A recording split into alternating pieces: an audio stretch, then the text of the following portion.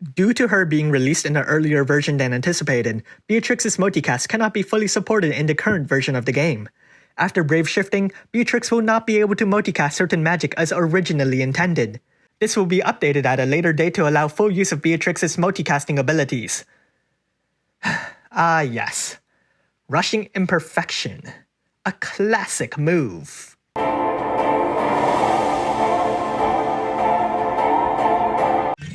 So Beatrix is crippled, but she might not be in the future, so I'll just review her assuming she isn't crippled and that you're definitely getting an awesome free unit. Anyways, Beatrix has also received a major rework, mostly because they're finally giving units their buffs that they've been missing out on. Regardless, I'll just go over the important things in this video. Her Trustmaster reward and Super Trustmaster reward haven't been buffed, which is sad considering they're both fairly outdated. It's especially startling when you see that she literally receives 1000 spirit just to make up for the cost of equipping one of them. Anyways, active abilities. She's gained the active that removes any cover buffs on her. That will come into play with her Brave Shift. Why is the effect readable here, but disappears when you click on it? For more information, why do you cut this out? It also buffs her attack and spirit by 250%, and raises her limit burst damage by 150%. Her other abilities aren't very impressive, but they have received excellent damage modifier buffs, which can be boosted further by unlocking these latent abilities. In this form, she's mainly a Stardust Ray damage dealer with some decent breaks if you awaken her abilities. Also, she has a assorted kit of magic spells. Nothing too extraordinary, but things like Raise, Kura, and Reflect are nice to have regardless. She's gained a lot more passives. She gets a big boost to her limit burst damage and significant killers against birds and humans. Her normal attack's been changed to Chain with Bolting Strike, and grants a 30% magic mitigation buff for her team. She prefers to dual wield in this form, despite clearly holding a single weapons in both hands. Why? Anyways, her limit burst in this form isn't very impressive, so I'll just skip that. Time to change forms. Beatrix has a true Brave Shift, which has no limitations whatsoever. Zidane really could have used that, huh? Active abilities. Provoke. Cover magic is literally what it says on the label.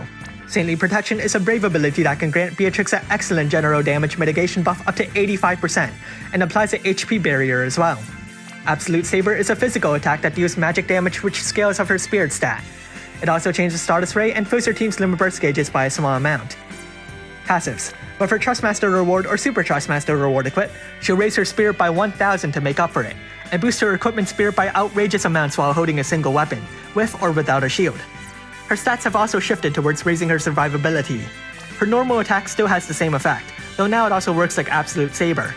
She also has this double white magic, which, at the time of this video's release, doesn't actually work as intended, so hopefully that'll be fixed eventually.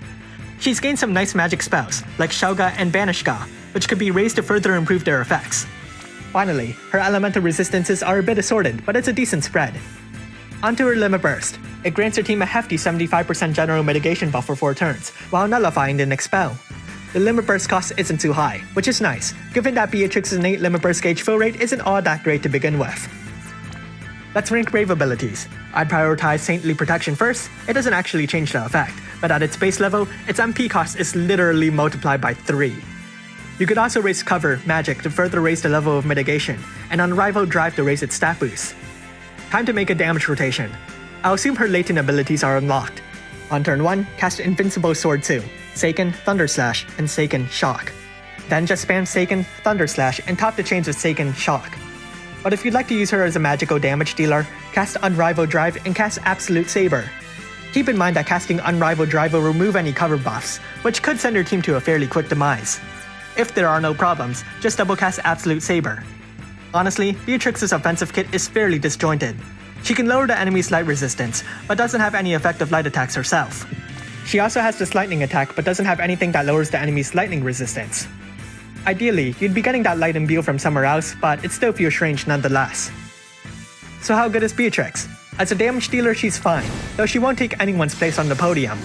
She makes up for it as an unshakable magic tank though, with impressive stats, passives, and abilities that just strengthen her survivability to incredible degrees.